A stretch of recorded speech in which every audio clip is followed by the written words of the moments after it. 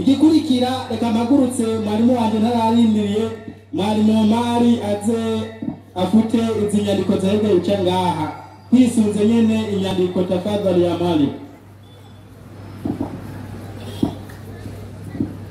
Naam, assalamu alaikum warahmatullahi wabarakatuh. Wa alaikum assalam warahmatullahi wabarakatuh. Alhamdulillahi rabbil alamin. Alhamdulillahi alladhi hadana al-islam.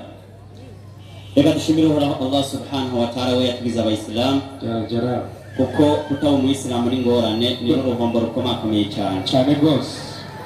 Impamvu mvuze ati ni uruhombo rukomakomeye cyane ngira mbanze ntange inyandiko yo guhanura kubera bahejeje gusoma ubwete rwa mbere rwa Yohana 2:3 havuga ngo iki nicyo kitumenyesha ko tumuzi. Nuvuga ngo ndamuzi niyitondera ibyagezwe byo ngo numubeshi ngo kuri ni kuri muriwe. Acha tanga nini nyandiko Yesu avuga ngo muri abakunzi banje ni mwakora ivyo mbagera. Reka nitangira ino nyandiko cenda mubaza Sarodo kwa fire Yesu yamweshije mu bwanwa abare 19:22. Haravuga hati ndiyo imuze mukabare umushatsi wo mu misaya era abandugo yangu Change ngo mucacuri imitwe y'ubwanwa bwanyu. Waislamu takbir. Allahu akbar. Intumwa y'Imana Muhammad sallallahu alaihi wasallam yavuze ngo aravumwe umugabo yishushanya n'umugore. Ngo aravumwe kandi n'umugore yishushanya niki? Uriye mbona bisuka. Je niyo sinjaye. Cyo nakirangije. Reka ngende ku bintu vyiwe. Usubiriye kuza sinzi ko Yesu yambaye costume. Sinzi ko Yesu yambaye jinsi. Yesu ahubwo abitondera ibyagezwe byiwe n'abaki n'abayisilamu. Iyo uwo byankiye rero burya nabo uwo byankana lawama nenda ku polisi ashobora gutunganiriza malalamiko ni kwa polisi ashobora gutunganiriza. Yaciye rero ahera mu nyandiko avuga ngo umubeshi ninde ngo nuwakana ko Yesu ari we Kristo uwo nawe ngo ni anti Kristo. Ndabira Matayo 16 umurongo wa 20 aravuga hati Jeze ngenda nibariza Yesu maze Yesu yihanikiririza abigishwa ngo ndugu yangu Yesu avuze je nk'umuyisilamu walahi ntashitse mu bushirasoni je simvuguruza Yesu avuze ntegerezwa gushira mu ngiro soma inyandiko yihanikiririza abigishwa ngo bavuze ngo yihanikiririza ebana ni stop mu cyaro tuvyita mamnu nihagire umuntu ati Yesu yihanikiriza abigishwa biwe ati ntihagire umuntu n'umwe babwira ko ari Kristo wewe kumwita Kristo ubifise n'inyuma mugabo Yesu yarakwihanikirije avuga ati ntihagire umuntu n'umwe mugenda murandagaza mubwira ko jewe Yesu ndinde Kristo urumva Kristo ni ati Kristo na arakwitubwiye somera muri imprimanto ubusobanuro bw'ijambo Kristo imprimanto Biblia ntagatifu Kristo ndiyo maana yake yaciyaza ngatora agatabo yiyandikiye sinzi ibintu yasomyemo ngo Kristo ngo bisobanura ngo Yehova umviriza ubusobanuro bw'ijambo Kristo mu Kigiriki ni Kefa. Kristo ndiyo Kefa ndiyo Masihi ni Masihi aliyetiwa mafuta nuwasizwa mavuta. Ikibazo waramusinze ninde? Intumwa zose zarasizwa amavuta ni uko tuvuga ngo uwacaguwe uwasizwa amavuta niyo sobanuro y'ijambo Kristo irabarengeye.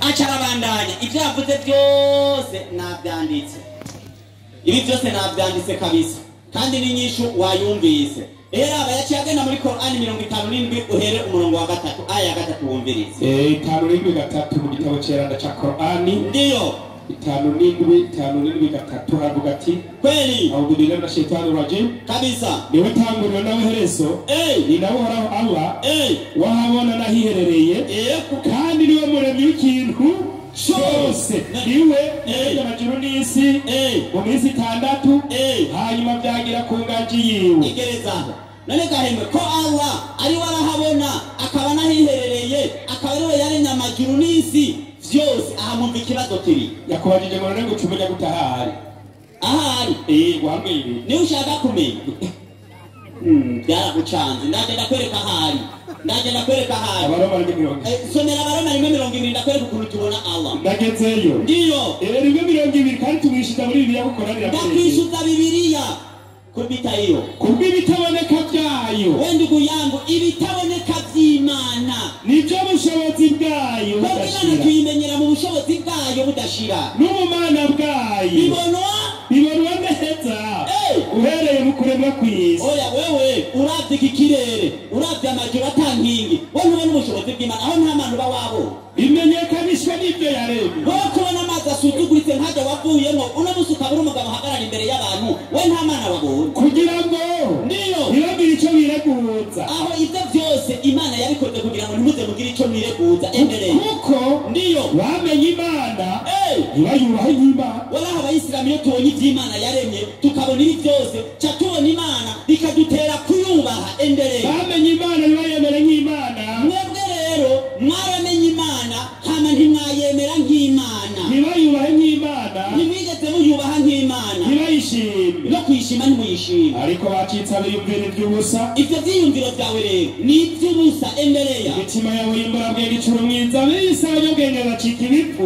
umviriza ba bantu basenga yesu ngo biyise abanyabwenge bacika iki ibipfu. bandanya icubahiro c'imana idapfa baragikaba ngo basenga ibishushanyo bisa n'umuntu apfa. genda gahoro uno munsi umuntu w'umugabo aragenda n'ubwanwa agaca agenda n'ikoti na kositime imbere y'urubaho ngo ibicumuro vyanje bivyo vyakwishe ngo we yesu mwiza ibapfu urubaho nibo woraja kubwira urubaho biyise abanyabwenge bacika iki ibipfu. ngo icubahiro c'imana idapfa baragikeba basenga ibishushanyo bisa n'umuntu apfa.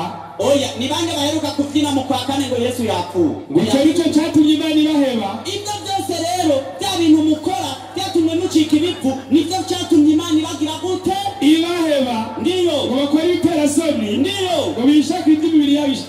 oya iby'imitima yanyu ibyifuzo by'imibiri yanyu murahenda abantu bakabakubita inoti amanango mukabakubita ikinyoma ngo yesu ni iki ni imana. kuko ndiyo ukuri kw'imana bagukabye ibinyoma. wallahi thumma wallahi ukuri kw'imana mwaragukabye ibinyoma. bagasenga ndiyo bagakorera icaremwe bakakirutisha iyakiremye. ndagusenga we yesu we mana yanje ngo niyo ikwiye gushinga ibihe byose aho uhora uri hose ntaho wihisha ndagusenga uri umugabo yesu mukahaba inarirahi. oya hemwe ngiranibariza akabazo abantu bafise ubwenge igihe mariya yari yibungenze yesu ugiye gusenga wavuga ngo ku izina rya data ugaca udodora no kunda ngo ni rya mwana. oya ni wowe uyifise. niko mariya yasenga.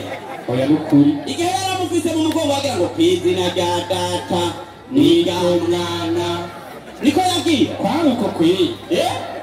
walahi hari ibintu mega je ndiko ndabiyumvira kuri cyo gituma navuga ati umuyisilamu hari wese avuga ati alhamdulillah kuba twarabaye abayisilamu. walahi hari ibintu biyobeye reka nigire ku byo yavuze byose yaciye agenda no muri yohana wa mbere 4:16 amajambo yavuzwe na Paulo aya ntiwirigura yasoma reka yakosoze Paulo nyene ego kabisa reka yakosoze Paulo aba yavuze ngo Aburahamu ngo Aburahamu ataravuka ngo na Yesu ngo yarahaye. ngira ndababaza uno munsi umuntu ataraza ku isi we muharura yuko ababayeho umunsi ashize ku isi ngira imana ibiri n'umuntu ubwenge bwa gikristo mwe muharura umuntu iyo amaze gushika ngaha ku isi abantu tugenda turimuka hariya ari kivuga ngo Aburahamu ataravuka ntibavuze ngo atarabaho ataravuka. iyo umuntu ashitse ngaha ku isi aba ashitse ngaha ku isi hari ikindi kibanza yabanje kubamwo. Genda usomere Musiguzi 12 umurongo w'indwi ndabigishe. Umusiguzi 12 umurongo w'indwi. Umusiguzi 12:7. aba bari muri babandi bakanga gapfuye kabazwivu mwe muzi yuko niyo umuntu apfuye biba birangiye. ati umukungugu ubuhinduriwe ubuzima umukungugu ugasubira mu ivu aho wahoze. iyi ni kasike izi nyama zirasubira mu byondo aho zavuye n'ibumba. niyo umukungugu ugasubira mu ivu aho wahoze. niyo umushaha ugasubira ku mana yawutanze. bavuze umuntu bavuze umushaha bavuze umushaha. uwo mushaha nawo ni wa wundi wamyeho ku mana kuva kera wowe utarambikwa ino kasike y'umubiri na bibiri bavuga gishasha munsi y'ijuru utarashikwa muri byondo. uwo mushaha ni wowe ari kuravugwa. Aburahamu ataravuka Yesu yari ariho, umushaha we wari uriho, uwiwanje wari uriho, uw'abantu bose wari uhari.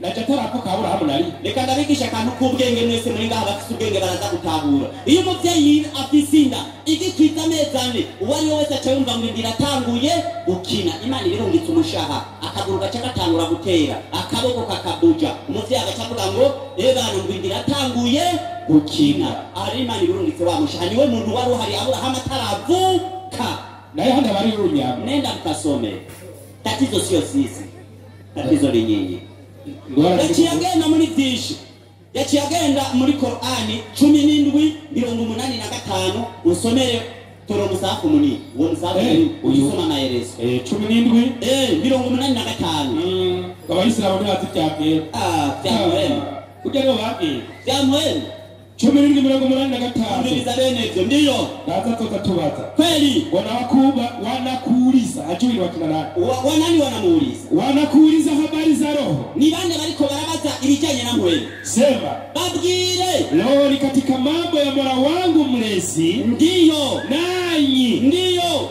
hamukupewa katika elimu ila kidogo tu ibijanye n'imwemo ebana biri kumuremyi biri kuhoraho umuremyi w'ibiremwa byose ariko twebwe nk'abantu oya sikugabara umwiza bariho ewe Muhammadi ndiyo watu wako abantu bawe abahungu soma bati Muhammadi mu Abisilamu gusa umati Muhammad bavuze umati ni generation abari mu rungano rw'intumwa y'Imana nde Muhammad aha twese turi muri umati Muhammad ewe Muhammadi ndiyo watu wako wanakuuliza kwa kutowezwa ndiyo kwa kutomezwa na Mayahudi ndiyo nini hakika ya roho mwebwe kubijanye ukuri kubijanye na mpwemu ariko bwiko Abayahudi waambie abwire ati wewe Muhammad wabwire ndiyo roho ndiyo ni katika elimu yake Mwenyezi Mungu ibijanye na mpwemu biri mu bumenyi bw'uhoraho Imana Mola wangu ndiyo umurezi ndiyo aliyojihusisha nayo yeye Imana niyo nyene ivyo bijanye na mpwemu na nyinyi Mayahudi mwebwe rero Abayahudi n'Abakristo hamukupewa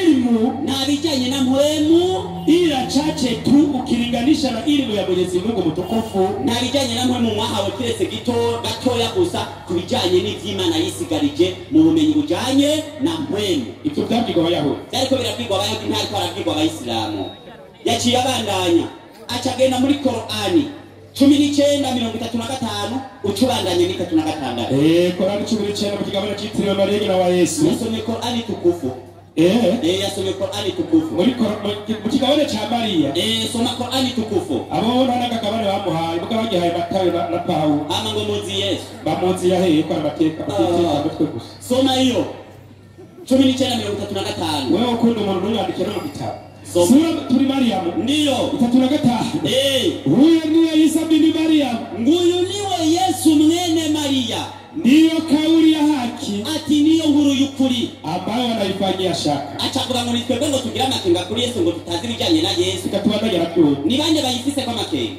haibupasi Allah jipangie mwana nibishoboka yuko Imana yogira umwana ametakasika Imana irekejwe anapolitaka jambo basi uliambia kuwa nalo likawa Imana yivuze ijambo tikini kibeho kirabaho cyo gituma yavuze kibaho munda kwa Mariya abaho atamugabo babonanye na hakika Allah ni Mola wangu atari kore ubu Yesu ari karagwe hakika Allah aya n'amajambo Muhammad ari karasubiramo ati uhoraho Allah numuremyi wanje basi muabuduni hii niyo njia iliyonyoka umviriza rero ati ni musengo uhoraho Allah iyi niyo nzira igororotse bisobanura baza gusenga Yesu bari mu nzira yo kuzimira aha wigisha iki ahubwo yagize neza uri umuntu mwiza ndekunda kumugoroba eko kabisa yaciye rero abandahanya yavuze byinshi kabisa ariko byose ndabizako genda Qur'ani 4:65 ucubandanya paka 64 yahere 6:61 mu by'ukuri Isa niwe kimenyetso cy'ukubera uri hafi Islamu takbir Allahu akbar ibi nta muri Islamu n'umwe atabizi yuko mu bimenyetso bizoranga umunsi w'imperuka harimo kuza kwa Yesu agaruke ngaha ku isi aze gukwirizwa ikiringo ciwe cyo kubaho hama ahura n'uwitwa Antikristo ariyo twita Masihi Dajjal azoba ari karazimiza abantu nimugire kamakenga ahubwo jewe Muhammadi nimumurikire Muhammad avuga ati iki kimenyetso rero cy'ukuza kwa Yesu nimukigere kwa makenga ati rero mwebwe nimunkurikire jewe Muhammad kuko ngo none iyi niyo nzira igororotse. Waislamu takbir, Allahu akbar. kwenda gukurikira Muhammad ngo niyo nzira igororotse. Acha jirani na rimwe Genda vuga uti babwira uti wa Muhammad iyaba nyanimu wafise umwana we mwene wacu iyaba bavuze ngo iyaba bavuze ngo aramufise tahuri kirundi n'igiswahili naco bazi abantu barakiza angola umurongozi hajya umushefu wacu hajya Imana muhezagire yavuze ngo arigisha igiswahili na numvise urakizi turabigisha angelikuwa iyaza kuba uguti ndiyo iyaba nyanimu wafise umwana iyaza kuba nyanimu wafise umwana nobaye uwa mbere mu kumusenga none bakubwiye ngo aramufise ubweranda nubwo umuremyi w'amajuru n'isi umuremyi w'inganji ubweranda nubwo umuremyi w'amajuru n'isi arengera ibyo byose bavuga ko ngabise umwana ndiyo barekere mu bitego byabo marimo n'imikino iyo n'imikino mwibereyemo reka turangize Imana ntigira imbangikane Imana iri kwije mu bumana bwayo ngo Yesu ngo yari ariho mu ijuru somera Yesaya 44:2 ukuri ko waragize umucunguzi wawe niyo wakubumbye uhereye ukiri mu nda niyo ati ni jewe warondema byose niyo ati naguha ijuru n'umwe oya igihe Imana yakuri ijuru Yesu yari ko Imana ivuze ngo yari yonyene naguha ijuru n'umwe niyo garanzura isi hari uwo twari kumwe tubwira uwo bari kumwe ati ndaguza ibinyoma ndazihindura ubusa bakubuka abateza ibisazi izo ndaguzanyuza abanyabinyoma Imana izihindura ubusa namwe mu minsi mugiye gusara Imana igiye kubateza ibisazi nukuri reka turangirize muri Qur'ani 3:45 Imana ivuze ngo ijambo niribe ricarire niko Yesu yaremewe mu nda kwande kwa Mariya mugabo n'ubu no kuzanira muri Bibiliya ahantu mwanditse ko Yesu yabyawe na Yozefu muri Bibiliya nakwereka ko Mariya ngo yahora agenda kuryamana na Yozefu mu ibanga muri Bibiliya mugatwe ko Qur'ani ivuga yuko Imana ivuze ijambo ngo niribe ricarire kubera yakiyambaza ngo none ngo Yesu ngo atari ngaha ku isi ngo yitwande ngo ari hariya ngo yitwande ngo yari iki ndeka ndakiguha ni wisomere Luka 39 na muri Yesu yarari icyo Yesu yarari ngo yakiyambaza ngo none ngo Yesu ngo yari iki ndakubwira icyo yarari Luka 1:39 Luka 1:39 aravuga ati niyo 1:39 niyo bisi Mariya yikoragenda yutaje mu mugamba Mariya yari ipondo ya gisagara cy'Yudaya niyo yinjira mu nzu kwa Zakariya mu kanyana Elizabeti niyo maze Elizabeti yumushinga mu kanyana Marindi kinagira muri we niyo Elizabeti yuzwe mu yera niyo avuga nitwirire gatuma bagore bahiriwe niyo n'imbuto y'umunta yawe irahiriwe Yesu rero yari urubuto mwambagije icyo yarari bari urubuto mu nda ya Mariya ngira nibariza abantu hemwe Imana n'urubuto cyangwa Imana niyo yaremye urubuto pasitori niyishure musore ugaruka ngaha aze kunyishura akabazo ko Yesu twumvise ko ari urubuto mu nda ya Mariya Imana n'urubuto cyangwa Imana niyo yaremye urubuto cyane kwakorokeye kati y'urukundo akana kabazo we maraza kukanyishura abasenga Yesu yakiyamva aza ngo abasenga Yesu mwari yabikubwiye 15 Matayo yabahaye 0 Yesu wallahi ngenda bivuze uno munsi muce mumbatiza nimwanyereka inyandiko Yesu yivuga ati jewe Yesu ndi Imana wallahi muca mumbatiza yaciye mu Galatiya ari Galatiya yasomye 3:29 soma 3:1 yewe Galatiya bijuju kumbe abandi basenga Yesu ngo ni biju yewe Galatiya bijuju abasenga Yesu ni barotse ni Yesu abamba abantu musenga Yesu ninde yabarutse oya mwebwe ngo mwarabonye bambi uwo muntu yagiye kubamba Imana akayikura impuzu akayimanika ku musaraba akayiha inkoni izo mbaraga zo kwikubita yari yazihawe nande nani mubako mwarotse oya nani mubako mutwe kuba deme nta muvyeyi ari ngaze kubaronderera agasani bararonderera umutiriza y'Imana mwararotswe nta muntu azi ubwenge nta muntu atarotswe yo kubaba kuvuga ngo Yesu ni iki oya gaca yamuha impuzu Imana bakayitera icuma aho yari muba mwahuriye bakayidinya muba mwahuriye bakayiba amaraso umusenga gakanga ari ibintu biyobeye inyama baraziriye amaraso baranyweye uwo musenga gakanga Assalamu alaikum warahmatullahi wabarakatuh wa alaikum assalam wa rahmatullahi Islam takbir Allahu akbar Islam takbir Uraryoshe cyane, reka tubandanye ibikorwa. Haleluya! Amen. Haleluya! Amen. Haguruka ngaho uzuwigishe atagufuna. Haleluya.